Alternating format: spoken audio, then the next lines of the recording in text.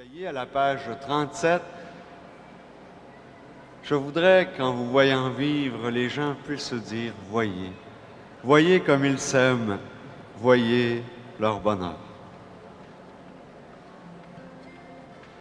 Je voudrais qu'en vous voyant vivre, étonnés, les gens puissent dire « Voyez comme ils s'aiment, voyez leur bonheur ». Qu'il y ait dans votre langage plein d'amour et de vérité, qu'il soit clair, simple et sans embâche, qu'il soit bon comme un soir d'été, comme un soir d'été.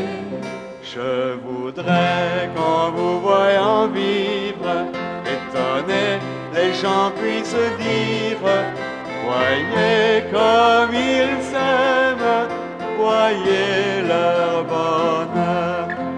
Mais plus fort que bien des paroles, vos regards toucheront les cœurs. La plus belle des paraboles, c'est le chant de votre bonheur, de votre bonheur.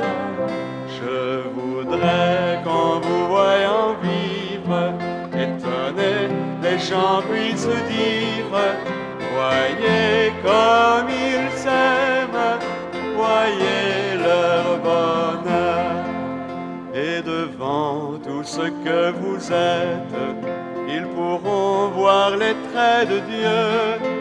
En voyant tout ce que vous faites, ils sauront qu'il est avec eux, qu'il est avec eux. Je voudrais qu'en vous voyant vivre, étonnés, les gens puissent dire « Voyez comme ils s'aiment, voyez leur bonheur ». La la la la, la la la la, la la la la la la la la. La la la la la la la la la la la la la la la la la. S'il est vrai qu'on reconnaît l'arbre en voyant la beauté des fruits, je voudrais quand ils vous regardent, ils y voient les fruits de l'esprit. Les fruits de l'esprit. Je voudrais qu'en vous voyant vivre, étonnés, les gens puissent dire « Voyez comme ils s'aiment, voyez leur bonheur ». La la la la la la la la la la la la la la la la la la la.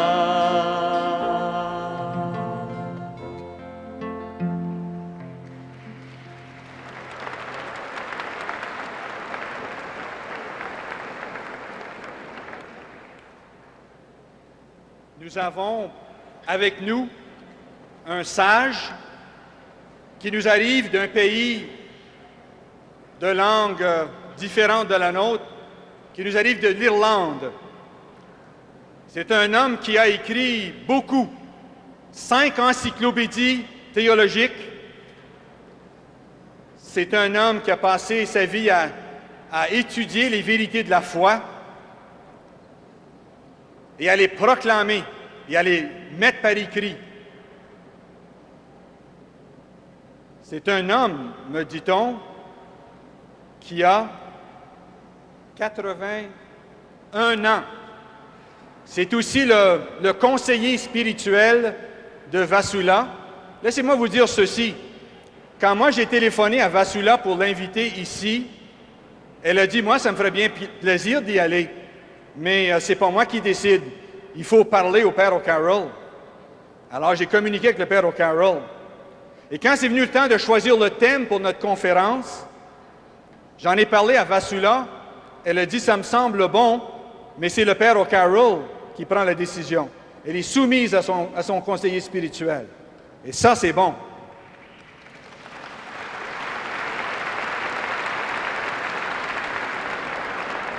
Mais offrons à cet Irlandais, le Père O'Carroll, un accueil canadien.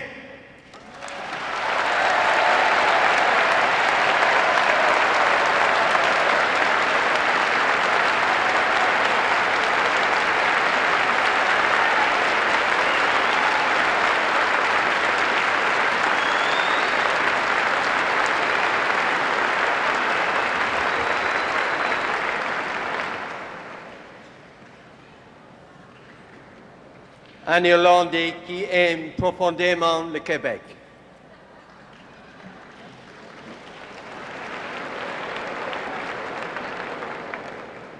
Chers amis, je veux d'abord m'associer très sincèrement, très respectueusement à ce que M. Laurentin a dit au sujet de votre cher ami, le Père Gaston Hurtubise.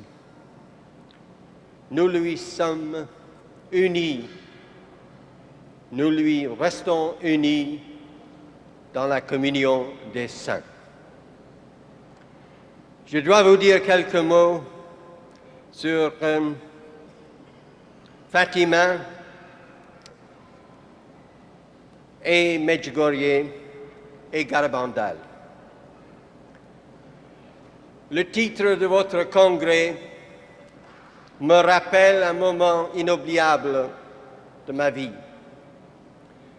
Le 17 septembre 1958, j'ai été à Lourdes pour le congrès marial. Et pour la clôture du congrès, le grand pape marial, Pie XII, nous a parlé directement de Rome. Il a dit ceci, entre autres choses, « Je veux, à la fin de ce congrès qui couronne cette année incomparable, affirmer ma confiance inébranlable que le règne de Jésus viendra par le règne de Marie. »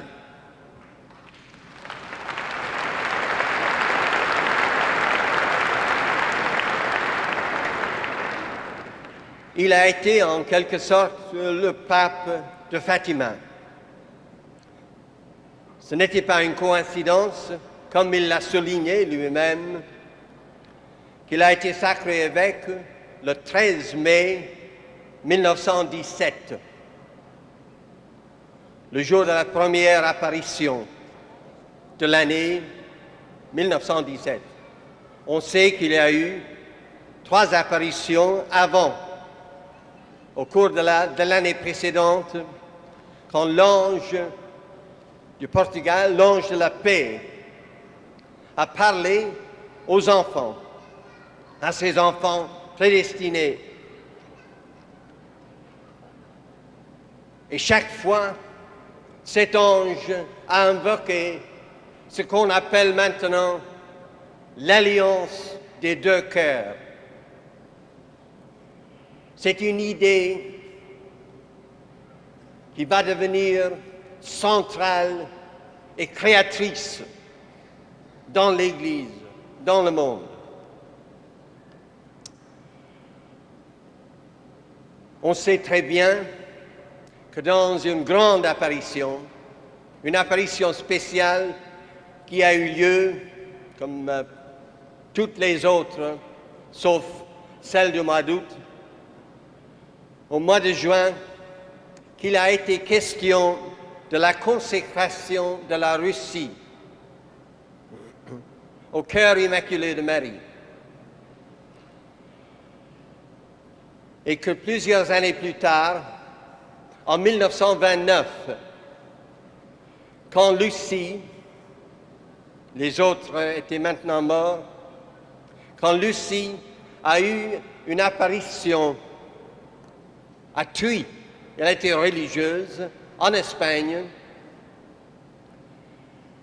que Notre-Dame lui a rappelé qu'elle viendra demander la consécration du monde, de la Russie en particulier, à son cœur immaculé, par le pape, fait en union avec tous les évêques du monde. On sait que Pie XII, le 31 octobre 1942, avait fait la consécration du monde au cœur immaculé de Marie. C'était un grand pas en avant. On ne sait pas pourquoi il a choisi cette date. On a eu l'idée que c'était au dernier moment, peut-être sous une inspiration divine, qu'elle s'est décidée à faire la consécration, en rappelant la consécration du genre humain au cœur sacré de Jésus par Léon XIII en 1899. Et 10 ans plus tard, le pape Pie XII, qui avait parlé de la Russie comme le pays, sans la nommer, comme le pays où votre icône a été honorée dans toutes les familles et maintenant reste cachée en attendant des jours meilleurs. Peut-être que les jours meilleurs sont venus, que nous en sommes les témoins, mais il faut suivre le déroulement des événements. On a envoyé un message spécial à Rome pour informer le Saint-Père en 1929 maintenant que la Sainte Vierge demandait la consécration de la Russie de façon spéciale.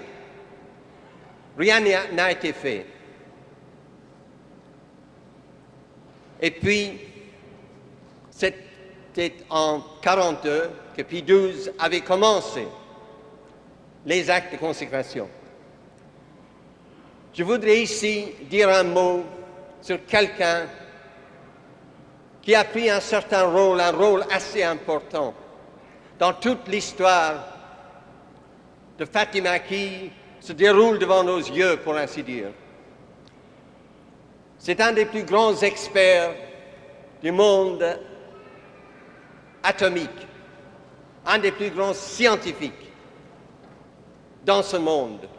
C'est un Américain qui s'appelle Rand McNally. Rand McNally est obsédé par la crainte que le genre humain puisse se détruire par une tornade atomique, puisque c'est peut-être le plus grand expert, et je dois dire que c'est un catholique engagé, très fervent, puisque c'est peut-être le plus grand expert, il faut l'écouter. Il est allé 2 fois à Fatima. Il associe les événements, le message de Fatima à ses découvertes scientifiques qui l'ont effrayé.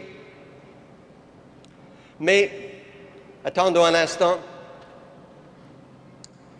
on sait très bien que le concile a eu lieu.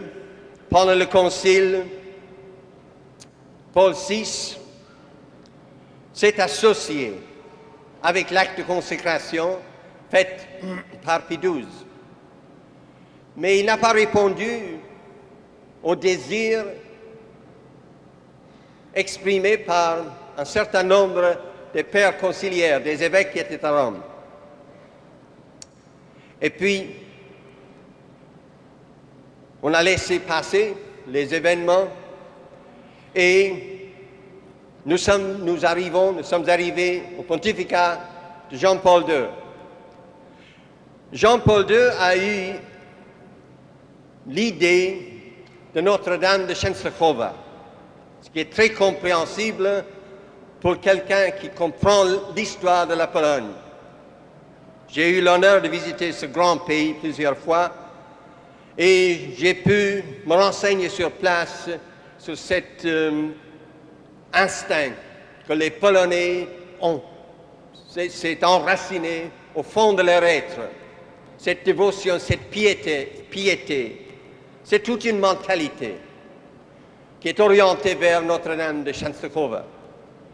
Il ne paraît pas que Jean-Paul II ait beaucoup pensé à Fatima jusqu'au jour de l'attentat auquel il a échappé, c'est lui-même qui le dit, par miracle. C'était, vous le savez bien, le 13 mai 1981. Et pendant sa convalescence à la clinique Gemelli, à Rome, on lui a lu les documents pertinents sur Fatima. L'anniversaire de l'attentat, il est allé à Fatima en pèlerinage d'action de grâce à Notre-Dame de Fatima qui lui avait sauvé la vie. Il a fait de même pour le 10e anniversaire l'année dernière en lui disant que Dieu lui a donné 10 ans de plus de sa vie. Ce jour-là, il a prononcé une formule de consécration, mais il n'avait pas auparavant averti les évêques qui devaient s'associer à cet acte. Il les a informés, mais il n'y avait pas assez de temps. Donc, Lucie, la sœur Lucie, qui est maintenant la gardienne du message de Fatima, elle est devenue carmélite, vous le savez bien. Elle est au Carmel de Coimbra, au Portugal. Lucie ayant dit plusieurs fois qu'on n'avait pas fait ce que la Sainte Vierge a demandé, le pape s'est décidé à faire la consécration d'une forme plus solennelle. Il a fait amener à Rome, à la basilique Saint-Pierre, la statue de Notre-Dame de Fatima. Et là, cette fois-ci, ayant averti les évêques plusieurs mois avant, il a prononcé encore une formule de consécration, mais il n'a pas nommé la Russie. Après, l'évêque de Fatima, Monseigneur de Amaral, l'a félicité d'avoir consacré le monde. Et le pape a ajouté « et la Russie ». Donc, il a eu l'intention. Il y a des phrases dans la formule de consécration qui pourraient comprendre la Russie, mais il n'a pas nommé la Russie. Moi, je suis un admirateur de Jean-Paul II, mais je dois dire cela, c'est la vérité. Donc, il y a toute une campagne, il y a une controverse. Est-ce que la demande de la Sainte Vierge, est-ce que la réponse a été faite à cette demande? La réponse adéquate, pour ainsi dire. Moi, je crois que oui. Avant de parler de ce sujet au Congrès marial de Pittsburgh l'année dernière, au mois de juillet, j'ai écrit au recteur du sanctuaire de Fatima, Monseigneur Luciano Guerra, et je lui ai posé la question, franchement, de façon explicite, croyez-vous qu'on a répondu à l'appel, à la demande de Notre-Dame de Fatima? Pour réponse, il m'a envoyé en photocopie quelques lettres de la sœur Lucie dans lesquelles elle dit de façon explicite que maintenant, ce que Notre-Dame a demandé a été fait.